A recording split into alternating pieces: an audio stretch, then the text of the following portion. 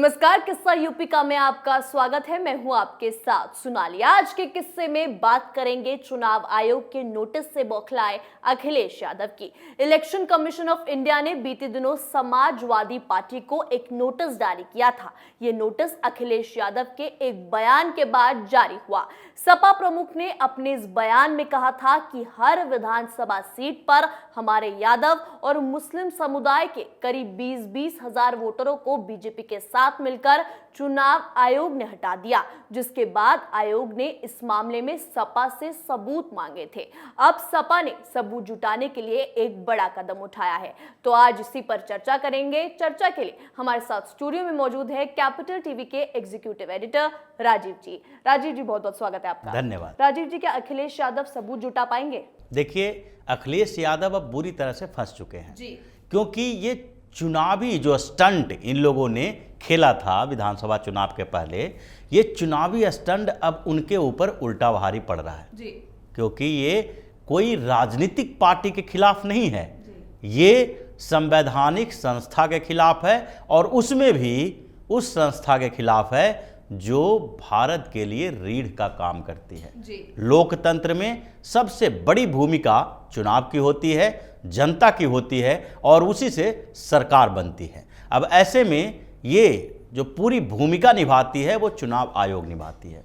अगर चुनाव आयोग की निष्पक्षता के ऊपर आप सवाल उठा रहे हैं तो सबसे बड़ी भूल तो यही है। क्यों उठाया जाता है सवाल? इसके पीछे एक बड़ी वजह मानी जा रही है, क्योंकि जिस तरीके से शुरुआती दौर में कम्युनिस्टों ने अराजकता का माहौल बनाने के लिए संवैधानिक संस्थानों के खिलाफ आरोप लगाना शुरू किया, यानी लोगों के अंदर ये भ्रम की स्थिति पैदा हो जाए कि यहाँ पर जो शासन व्यवस्था चल रही है वो उनके लिए है या नहीं। यही भ्रम की स्थिति पैदा करके इन लोगों ने नक्सलवादी माओवादी संगठनों को पैदा किया, ताकि लोग जो कंफ्यूज्ड हैं, उनको भरोसा ही नहीं है न्यायपालिका के ऊपर, उनको भरोसा ही नहीं है पुलिस व्यवस्था के ऊपर, उनको लोकतंत्र पे भरोसा नहीं है, चुनाव पद्धति पे भरोसा नहीं है। अगर सारे भरोसे टूट जाएंगे कि अगर उनके साथ कोई गलत होता है तो किसी भी स्तर पर पुलिस उसके साथ खड़ी नहीं है। अगर वो न्यायपालिका में जाते हैं न्याय मांगने के लिए तो वहाँ भी ऐसी स्थिति है कि उनको न्याय नहीं मिल पाएगी। फिर जिस सरकार की बात करते हैं, वोट देकर वो सरकार चुनते हैं, वहाँ भी इसी तरीके का फर्जीवाड़ा हो रहा है। तो ये जो तरीका अपनाया गया संवैधानिक संस्थानों को टारगेट करने का, ये अराजकता के माहौल पैदा करने का एक जरिया था और उसी जरिए का इस्तेमाल धीरे धीरे दूसरी विपक्षी पार्टियों ने करना शुरू कर दिया, जिसमें सबसे बड़ी विपक्षी पार्टी जो अभी है वो कांग्रेस भी शामिल है।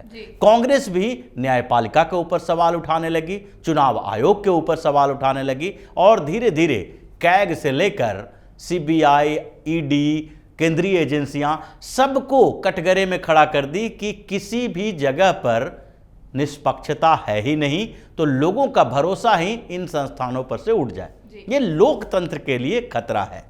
जैसी कि स्थिति बताई जा रही है कि लोग अगर कंफ्यूज हो जाएंगे, उनको लगेगा कि इस देश में किसी भी संस्था के ऊपर भरोसा नहीं किया जा सकता है, तो इसी को अराजकता की स्थिति कहते हैं। और वो फिर जिस तरीके से नक्सलवाद माओवाद फैल रहा है, उसमें वो फिर वही आधार बना लेते हैं संघर्ष और क्रांति का। अब समाजवादी पार्टी के मुखिया अखिलेश यादव भी उसी चक्रव्यूह में फंस गए जो दूसरी विपक्षी पार्टियां करती आई थी। पहले ईवीएम के ऊपर सवाल उठाया जाता रहा कि इलेक्ट्रॉनिक वोटिंग मशीन है, उसमें गड़बड़ियां पाई जाती है, उसमें हेर फेर कर दी जाती है। चुनाव आयोग ने इसके लिए भी चैलेंज किया कि भाई आप लोग आके इसको खराब करके दिखा दो, इसको गलत तरीके से जैसे कहते हैं आपकी वोटिंग चली जाती है किसी दूसरे को, वो करके हमारे सामने दिखाओ। आम आदमी पार्टी ने भी वो नौटंकी की और उसके बाद जब धीरे धीरे लोगों के दिमाग से ये निकल गया कि ये लोग जब चुनाव हारते हैं तो ईवीएम पर निशाना साधते हैं और चुनाव जीतते हैं तो जनता के बारे में बोलते हैं, यानी उसी ईवीएम से अगर दिल्ली में चुनाव हो और आम आदमी पार्टी की सरकार बन जाए, पूरी तरह से एक तरह से लैंडस्लाइड विक्री हो जाए, तो उस विक्ट्री को ये लोग जनता के बात करते हैं। उस समय नहीं कहेंगे कि ईवीएम खराब हो गया। बंगाल में ममता बनर्जी जीत जाए तो उस समय नहीं कहेंगे, लेकिन लोकसभा चुनाव में जब इन्हीं की सरकार में भारतीय जनता पार्टी की जीत हो, जैसे दिल्ली में लोकसभा चुनाव के अंदर सारे के सारे सीट भाजपा के पास चले गए, उस समय इनको ईवीएम याद आने लगता है। तो ये पद्धति, जो प्रक्रिया एक तरीके से जो चल रहा है, उसके ऊपर अब एक कड़ा एक्शन लेने की तैयारी की जा रही है। पहले ऐसे चुनाव आयोग इस तरह के मामलों में नोटिस जारी नहीं करते थे, लेकिन क्या हुआ, विधानसभा चुनाव से पहले तो एक और उससे भी बड़ा गंभीर आरोप लगा दिया गया कि चुनाव आयोग जो वोटर लिस्ट बना रही है, उस वोटर लिस्ट में ही गड़बड़ी की गई है। यानी भारतीय जनता पार्टी के इशारे पर कुछ वर्ग विशेष, जिसमें उनका कहना था कि यादव और मुस्लिम समुदाय के लोगों का वोटर लिस्ट से नाम हटाया जा रहा है, और उसमें भी हर विधानसभा क्षेत्र में 20-20 हजार का मतलब अभी ड्यूबियस है। 20-20 हजार का मतलब है मुस्लिम 20,000 और यादव 20,000, यानी कि 40,000 वोटर लिस्ट से गायब। इनका आरोप यही है, या फिर इनका कहना होगा कि अलग अलग विधानसभा क्षेत्रों में, हर विधानसभा क्षेत्र में 20-20 हजार हटाए जा रहे हैं।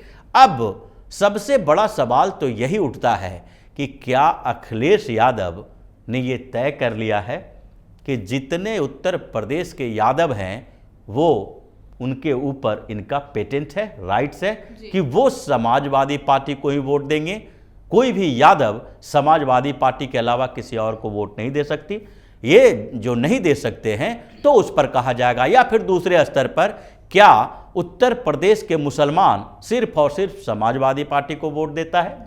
वहां पर कांग्रेस को, भाजपा को, या फिर बसपा को, किसी और दूसरी पार्टी को, या छोटी छोटी पार्टियां जो है वो वैसे की भी पार्टी चुनाव लड़ रही थी, तो ये सारी पार्टियों को कोई वोट नहीं देता है। सबसे पहला सवाल तो इनसे यही किया जाना चाहिए कि आपने कैसे ये कह दिया कि यादव और मुस्लिम लोगों को, हमारे वोटर को हटाया जा रहा है वोटर लिस्ट से नाम। दूसरी बात इन सब का मतलब ये तो नहीं कि अखिलेश यादव अभी भी विधानसभा चुनाव की हार पचा नहीं पाए हैं। देखिए, ये चुनाव के पहले की बात है, और चुनाव के हार को पचाना तो इन लोगों के लिए मुश्किल ही है। ये कहीं न कहीं ठीकरा उसका फोड़ना चाहेंगे अपने से बाहर। ये अपनी क्षमता के ऊपर सवाल नहीं उठाएंगे, अपने काम के ऊपर सवाल नहीं उठाएंगे। ये नहीं उठाएंगे सवाल कि इनके कुकर्मों की सजा जनता ने इनको दिया। ये सिर्फ और सिर्फ सवाल उठाएंगे कि फर्जी तरीके से हमें हराया गया। यही आधार है, यही कारण है कि इन लोगों को आत्मनिरीक्षण करने का मौका ही नहीं मिलता है। ये सोच ही नहीं पाते हैं कि हम जो चुनाव हारे हैं उसके पीछे का कारण क्या क्या हो सकता है। अब इसलिए चुनाव आयोग ने जो नोटिस जारी की है उसमें कहा है कि आप सबूत तो दो। कैसे सबूत हैं? जिन लोगों को हटाया गया उन लोगों के आधार पर आप बताओ कि क्या ये नाम फर्जी नहीं थे, क्या ये उन लोगों का नाम नहीं है जो पहले कहीं और शिफ्ट हो गए हों, या बहुत सारे ऐसे लोग हैं जिनकी मौत हो गई है, वोटर लिस्ट में अभी तक नाम चला आ रहा है, उन लोगों का नाम हटाया गया। उसके आधार पर आप चुनाव आयोग पर कैसे आरोप लगा सकते हो कि किसी पार्टी से मिली भगत करके आपके वोटर के साथ छेड़छाड़ किया है। अब अखिलेश यादव तो फंस गए। अब इनको लगने लगा कि चुनाव आयोग के नोटिस का जवाब हमें देना पड़ेगा समाजवादी पार्टी की तरफ से, और खुद अखिलेश यादव जो समाजवादी पार्टी के मुखिया हैं उनके तरफ से। अब अखिलेश यादव को नोटिस जो गया है उसमें ये अगर सबूत नहीं दे पाते हैं तो फिर चुनाव आयोग इनको कटघरे में खड़ा करेगा। फिर से नोटिस जाएगी कि भाई आपने जो ये गंभीर आरोप लगाए हैं उसके लिए क्या सजा दी जा सकती है। क्या चुनाव आयोग को अखिलेश यादव को जो नोटिस भेजा गया है उसमें अगर सबूत नहीं देते हैं तो उनको चुनाव लड़ने पर प्रतिबंध लगा दिया जाए? 6 साल 10 साल जिस तरीके से 2 साल से ऊपर की सजा के बाद चुनाव आयोग का ये है, सुप्रीम कोर्ट का निर्देश है, और चुनाव आयोग ने ये सुधार किया इसमें कि उसके बाद आपको चुनाव नहीं लड़ने दिया जाएगा अगले 6 साल तक, सजा पूरा होने के बाद। उसके आधार पर 2 साल से ज़्यादा सजा होगी तो आपकी सदस्यता खत्म हो जाएगी, जैसे आजम खान की हुई।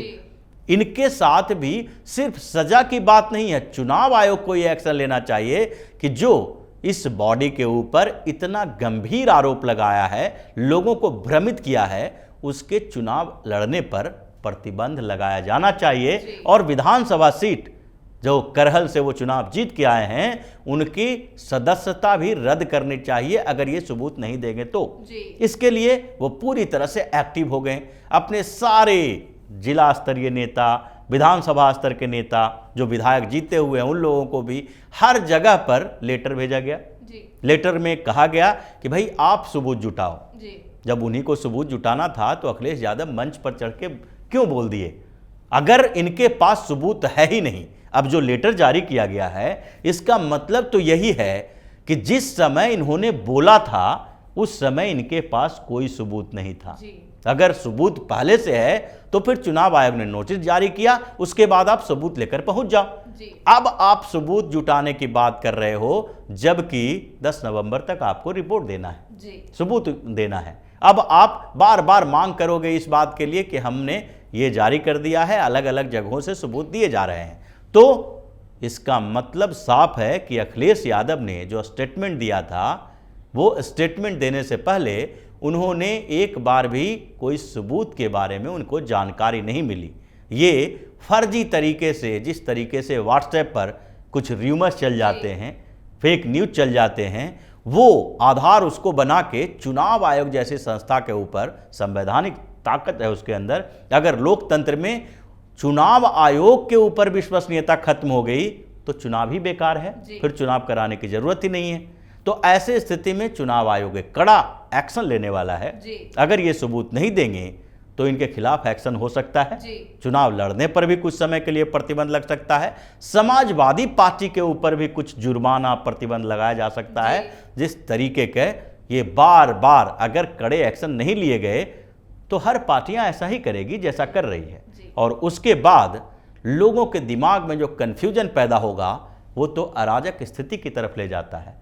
तो एक हार्डकोर एक्शन की जरूरत है और उम्मीद है, संभावना इस बात की है कि चुनाव आयोग इस बार अखिलेश यादव को ऐसा सबक सिखाए कि वो इस तरीके के झूठे आरोप लगाने से पहले 100 बार सोचे। बहुत बहुत धन्यवाद राजीव जी बातचीत के लिए। धन्यवाद। तो आपको याद दिला दे, अखिलेश यादव ने कहा था कि कोई विधानसभा ऐसी नहीं है जिसमें यादव और मुसलमान भाइयों के 20,000 वोट नहीं काट दिए गए हों। मैं कई बार कह चुका हूं और फिर कह रहा हूं, वो जांच करके देख ले तो पता चल जाएगा। कई जगहों से 20-20 हजार वोट हटा दिए गए हैं, कई वोटरों के नाम काट दिए और कई वोटरों को दूसरे बूथ पर पहुंचा दिया, जिसके बाद निर्वाचन आयोग ने नोटिस जारी कर इसके सबूत 10 नवंबर तक मांगे हैं। अब अखिलेश यादव खुद ही फैलाए राते को समेट पाते हैं या नहीं, ये देखना दिलचस्प होगा। आज के हमारे शो किस्सा यूपी का में इतना ही। देखते रहिए कैपिटल टीवी। नमस्कार।